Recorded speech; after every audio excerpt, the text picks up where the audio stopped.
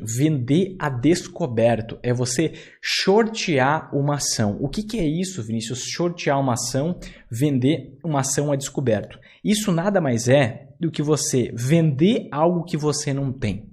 Imagina o seguinte, imagina que você acredita que, por exemplo, as ações você previu lá no passado que as ações da Magazine Luiza iam se desvalorizar 90%, como está acontecendo agora. E aí, o que você poderia fazer? Você poderia, sem ter as ações da Magazine Luiza, você poderia ter vendido aquelas ações para depois você recomprar aquelas ações a um preço muito mais baixo. Poxa, para aí, Vinícius, como é que eu vou vender algo que eu não tenho? Isso não faz muito sentido. Deixa eu te explicar.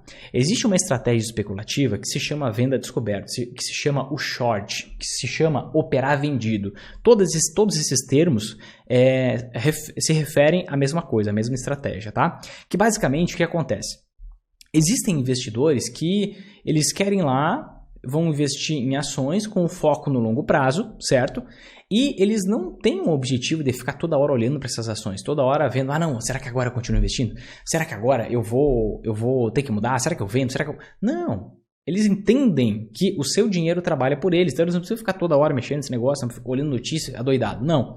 Então, como eles têm esse objetivo de longo prazo, investindo em ações, o que eles fazem? Eles colocam essas ações para aluguel. É como se fosse uma casa. Imagina que você tem uma casa, você comprou um imóvel porque você acredita que aquele imóvel vai valorizar e você não está usando aquele imóvel. Então, se você não está usando, se você não vai nem morar nele, nem vender, o que você pode fazer? Colocar para alugar. Certo? E aí você consegue uma renda com aquilo. Basicamente é isso que você pode fazer com as ações quando você investe com foco no longo prazo, tá? E aí, alguns investidores de longo prazo colocam as suas ações para aluguel. Poxa, Vinícius, quem é que vai alugar ações? Especuladores. Então, especuladores podem querer justamente operar vendido, podem querer justamente apostar na queda de uma ação. Estou te dando exemplo aqui da Magazine Luiza, tá? E aí, o que esses especuladores fazem? Eles precisam vender a ação para depois recomprar. Então, como que você vende algo que você não tem? Você aluga, né? Então, basicamente, você vai lá, vai assinar um contratinho totalmente digital, tá? De aluguel por meio da corretora de valores, por meio da internet, um processo muito simples de fazer. Você não vai, tá? Não recomendo que você faça isso. Mas, digamos que você vai implementar essa estratégia, então você vai lá alugar ações de um investidor de longo prazo. E aí você vai pagar para esse investidor uma taxa equivalente a meio, depende muito da ação, tá? E do momento. Mas 0,5%, 1%, 2% no máximo, dificilmente foge disso, ao ano para alugar essa ação desse investidor de longo prazo. E aí você vai lá, aluga essa ação. E após alugar essa ação, você tem a posse dela, certo? Então você aluga essa ação e você vende essa ação. E aí, digamos, por exemplo, você foi lá e vendeu as ações da Magazine Luiza a R$25. Porque você acredita na queda das ações da Magazine Luiza. Então você foi lá, vendeu a ação a R$30 e colocou esse dinheiro no seu bolso. Imagina que você foi lá e vendeu 100 ações a R$30, certo? Vamos fazer 30 ao invés de 25. Vinícius nem chegou a 30, não importa, tá? Então, 30 vezes 100, poxa, você colocou no seu bolso R$3.000, certo? Porque você alugou, foi lá, vendeu essas ações e embolsou R$3.000. Tá bom.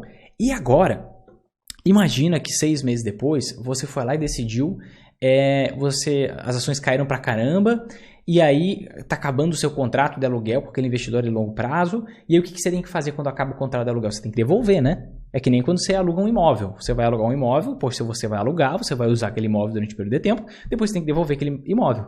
Diferentemente de um imóvel físico, por exemplo, você não tem como vender, depois recomprar, você não tem a garantia que você vai conseguir recomprar.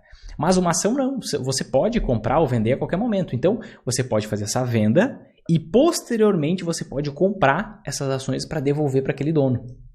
Então, o que você faz? Você foi lá, vendeu as ações a R$30, quando elas caíram para R$10, o que acontece? Você vai lá e recompra aquelas ações com um preço muito menor e você vai devolver para o dono a mesma quantidade de ações, só que agora está desvalorizado.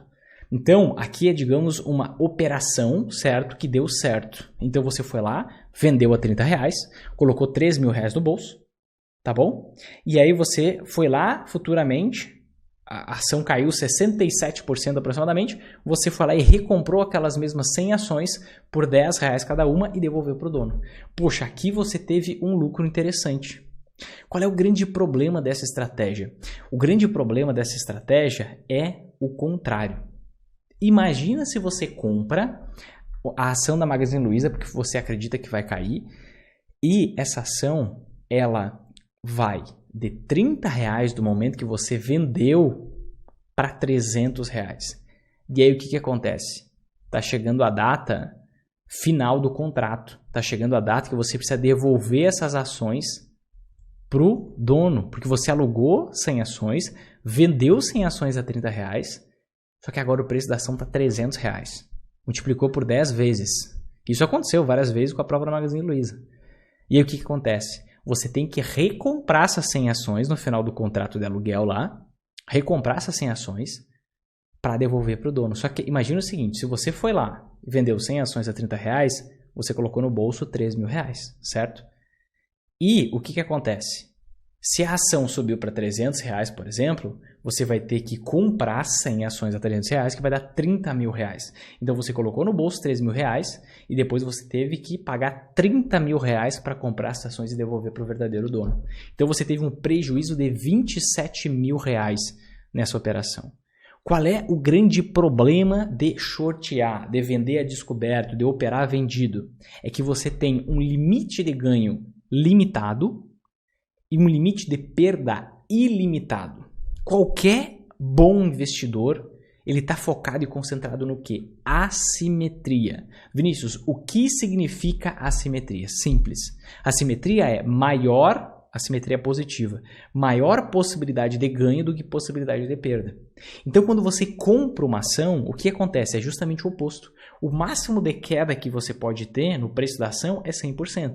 O máximo de alta não existe. Você pode multiplicar por 10 vezes, 100 vezes o preço da ação. E você pode ganhar ilimitado e pode perder de forma limitada o valor que você investiu. Não tem como você ir lá, investir numa ação, a empresa falir, digamos que você seguiu dica, nem sabe analisar, foi lá e investiu, a empresa faliu, você não vai ficar devendo, ninguém vai bater na sua porta, ó, Vinícius, vou levar o seu sofá aqui porque você era acionista da empresa tal, ela ficou devendo. Não existe essa possibilidade. A lei das SAs, a lei das sociedades anônimas, basicamente nos protege disso. A nossa responsabilidade é limitada ao capital investido na ação. Só que quando você opera vendido, é justamente o contrário. Você tem um potencial de ganho máximo, que é o quê? O do preço da ação, no meu exemplo que eu te dei. Ele sai de R$30 e ir para zero, se a empresa falir, por exemplo. Poxa, aí você ganhou R$3.000. Aquele é o seu potencial máximo. Então, o máximo que você pode ganhar é 100%. Todo aquele capital que você embolsou, colocou no bolso na hora que você vendeu aquelas ações que você alugou. Aquilo é o máximo. Só que o máximo de perda que você pode ter, absolutamente não existe. Você pode ter uma perda equivalente a 10 vezes o que você colocou no bolso, 15 vezes, 20 vezes e assim por diante. Inclusive, no início do ano passado, aconteceu um negócio que ficou muito conhecido e ficou muito difundido, que foi o caso GameStop. Manda para mim nos comentários se você ouviu falar sobre esse caso GameStop ou se você nem sabe o que é esse caso GameStop. Basicamente, o que conta essa manchete aqui, ó, desde janeiro de 2021, tá? Caso GameStop inspira movimento especulativo no Brasil e afeta preço de ações. Inclusive, investidores da resseguradora IRB Brasil organizaram uma compra em massa das ações para trazer de volta o dinheiro de investidores institucionais. Então, eles fizeram um acordão para eles comprarem uma grande quantidade de ações, o que não é permitido pela lei, tá? Para tentar fazer o preço da ação subir de volta e os grandes fundos de investimento, investidores institucionais, venderem essa ação a um preço maior para diminuírem todo o prejuízo que estavam tendo. O mesmo aconteceu nos Estados Unidos, com valorização de 1.800% da empresa GameStop. Então, o que aconteceu nesse caso aqui GameStop? Deixa eu te mostrar aqui, ó.